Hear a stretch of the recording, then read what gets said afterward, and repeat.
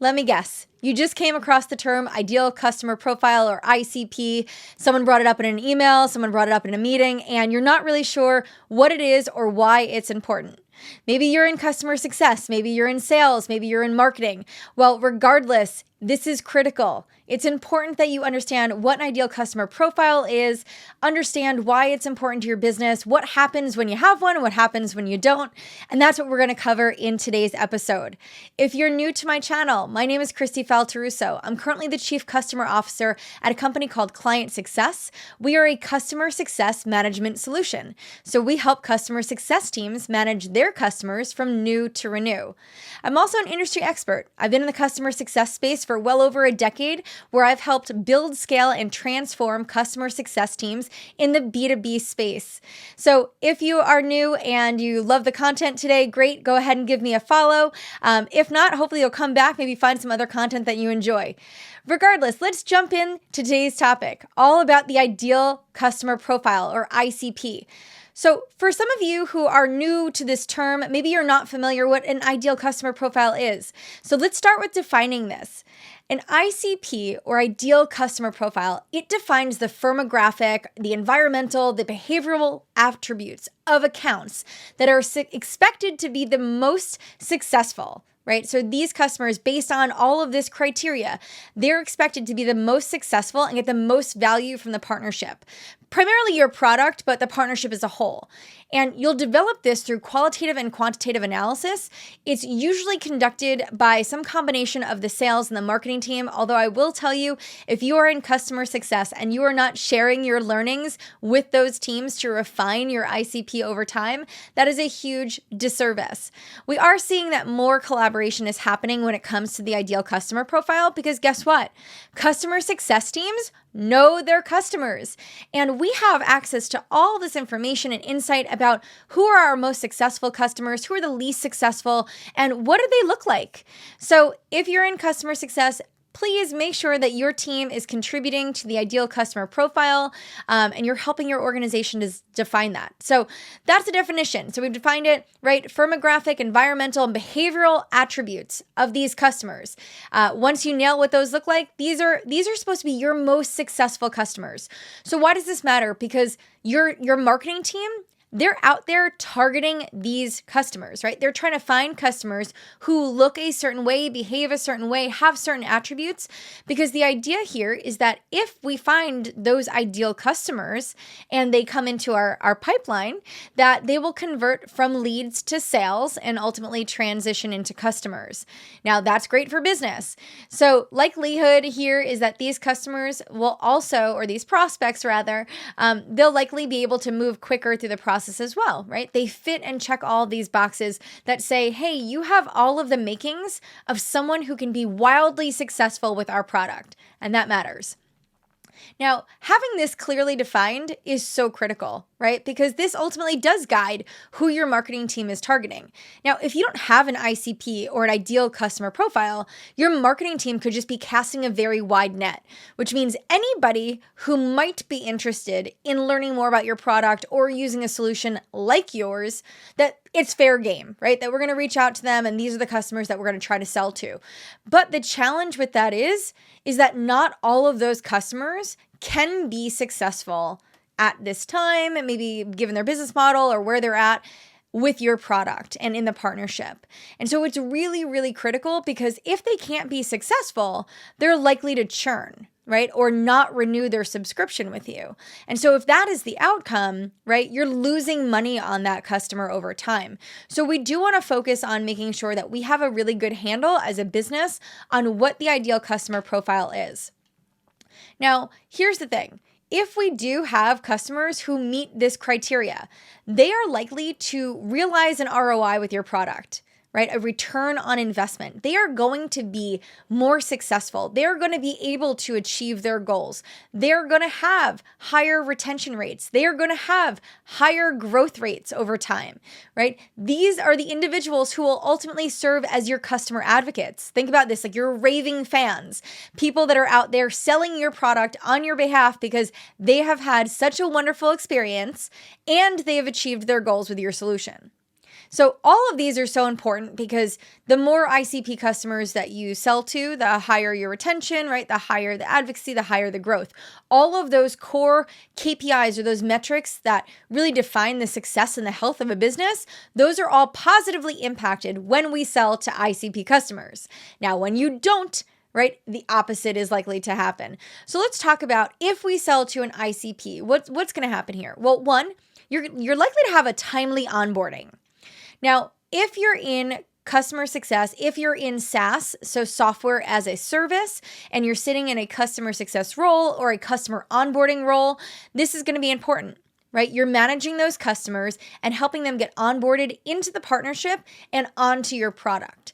So being able to do so effectively and in a timely manner is going to drive higher results. And that's what we're striving for, right? We want customers who can get onboarded into the partnership quickly, right? You're probably designing your internal resources and allocation against a specific timeline. So if you're to onboard your customers in 60 days, let's just say, then customers who are taking 90 or 120, right, doubling that time, they're eating into resources. And that's also eating into their experience and to the contract length. So there's so many things that are impacted there. But if you've got a customer who does fit that ICP, they're going to have a timely onboarding. Your customer is likely to have higher usage and higher adoption of your product over time.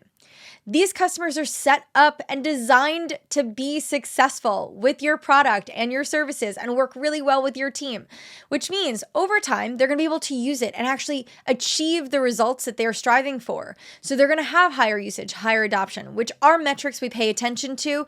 These are not the end all be all metrics. These are not the only metrics that matter by any means. But guess what? If your customer is not using your product, it is impossible for them to get value from it. So if we know that ICP customers are almost guaranteed to use and adopt your product, that means they're going to be able to get value, which means, right, they're going to be successful, which means they're going to renew, they're going to grow, they're going to become advocates, right? All of those things. These customers are also going to have stronger engagement in the partnership, right? You're going to be able to have strategic conversations. You're going to be able to build and nurture relationships at all level. This is going to organically happen because they're the right profile, the right fit. They're also likely to adopt more use cases over time, which means they're going to grow with you. Because they're going to have success with what they initially purchased, which is great, right? We want them to get value from what they bought already. Once they've seen that value, they're going to be able to recognize the fact that there's probably more value that they can garnish from the partnership, right? So buy more product, see more value. So likelihood of growth over time, which is a big part of the land and expand strategy that is SaaS, that is popular in this model. And so what we're often striving for. Now, we've already talked about this. You're going to have high probability of retention as well because those customers are seeing results. They are seeing that ROI. They are using your product. Guess what? Likelihood of retention just skyrocketed. And they are likely to be customer advocates, right? Because customers who have a great experience, customers who are getting tons of value, they're happy to go tell their friends. Right? Think about it. Have you been an advocate for a brand? Even think like a clothing line or like a TV show you watched, a restaurant you went to.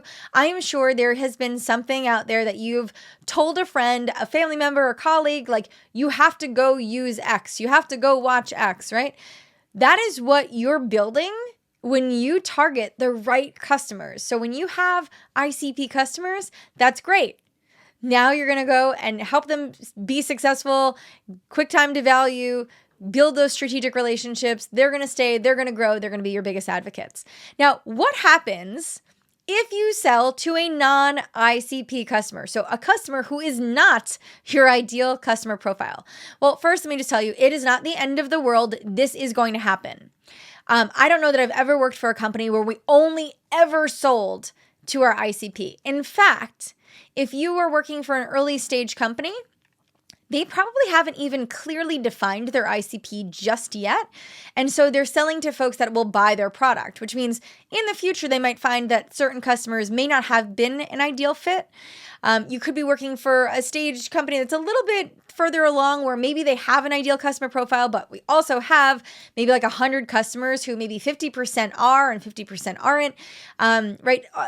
unorganic things happen in early stage companies, right? You're just trying to sell your product, right? Improve product market fit, which means sometimes you're going to sell to anyone who'll buy, which means they might not be an ideal customer. But that said, if you do not sell to your ICP, so once you've decided this is who my ICP is and this is who we should be targeting, what happens if you miss that?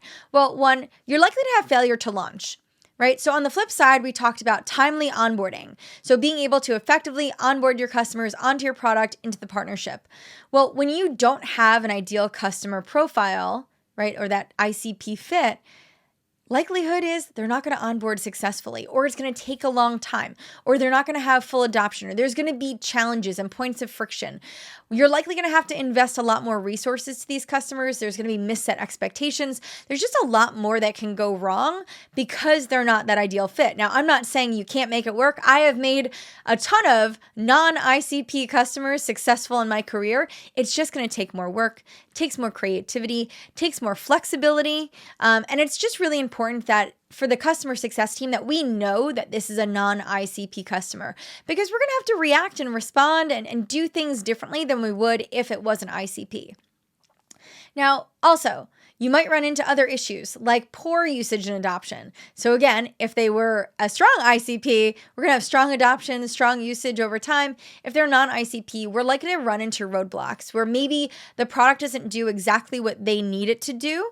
Maybe the integrations didn't work or pull over data. There's something that's preventing them from getting full value realization from your product, which might be causing them to not really use and adopt it over time. So really just those challenging issues that will arise organically as a result of them not being the best fit. Now, you're also likely to have a different level of engagement. Now, if you've got ICP customers, they're likely going to want to engage because they're going to get value from your product. They're also finding a ton of value in the conversations that you're having with the customer success team, maybe your professional services team or account management or whomever, right? They're likely to engage differently than if you're a non-ICP.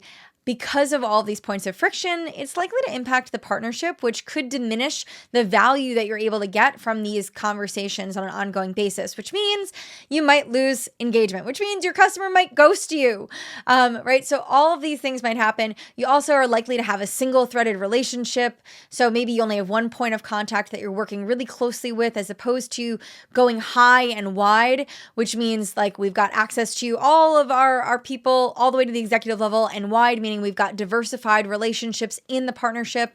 So all of those things are important in customer success, in account management. When you have a non-ICP customer, those things are challenging. They don't happen as organically. Now, because you're struggling here, you might also have a single use case. Maybe this isn't a customer who is likely to expand over time, which means the growth potential just isn't there. Now, if you have a land and expand model, and that's how you're built, right? Like we're going to bring in this customer with a small use case and then hope to grow them over time. If that expand motion isn't possible, it's limiting the growth possibilities, which means that customer could actually be costing you money long-term as opposed to bringing money into the partnership. So things to consider. Now, because of all of the things we've already said, right? Poor onboarding experience, low adoption, poor relationships, low engagement. Because of all of those things, guess what? It is likely that you could lose this customer. They could churn. They could decide not to renew. And because of that, guess what? We have one less customer to grow. We've got one less person who's an advocate in the field. In fact, quite the opposite. Churned customers, you don't often have, and I have in the past, I have had customers who were huge fans and big advocates, but because of the economy or their business, they've had to churn. So that will inevitably happen. Yes, that is possible. But usually when a customer churns, it's because they didn't see value. It's because they didn't get what they needed from the product. It's because they didn't get what they needed from the partnership. Guess what? That's what they're taking with them. That is the story. And when people ask them, hey, have you used product A, B, or C before? They're going to say yes. And somebody might ask them, what was your experience with them? They're likely to be honest, right? And say, well, actually, we didn't have a great experience. Onboarding was really bumpy. It didn't go well. They couldn't integrate with our technology. We didn't get great we didn't get great engagement from our CSM. The engagement kind of fell flat, wasn't very strategic in nature. Whatever the case may be. They're going to have their laundry list of points of frictions, things that didn't work, things that ultimately resulted in them deciding to move off of your product. And so that's the challenge, right? When we think about customers that we lose, it's not just that customer, it's the other customers that they influence to not buy. So when you have a customer who's not an ICP, you bring them into the partnership, you're impacting morale, you're impacting revenue, you're impacting future revenue. So this is why it is so critical to not only have a good handle on it from a marketing perspective to feed the pipeline, for our sales teams to be aligned on it, and also for the customer success team to have a say in what an ICP looks like at your company. Because don't forget, we know your customers best. We are the most engaged. We have access to all this great data. We've got the anecdotes of what happened and what worked and what didn't work. So if you're in an organization that doesn't have an ICP today, raise your hand, offer to help design one, build one out. Obviously, it requires a lot of work, a lot of thought, a lot of collaboration, but I promise you, when you get it right, when you nail it, it is transformative to your business. It also reduces all of the friction that's happening with all of these non-ICP customers. So hopefully that was helpful. Hopefully you learned a little bit about what an ideal customer profile is, why it's important to have one, what happens when you do, and what happens when you don't. I'm going to have more content on ICPs and if you're a CSM, what to do when you have a bad fit customer.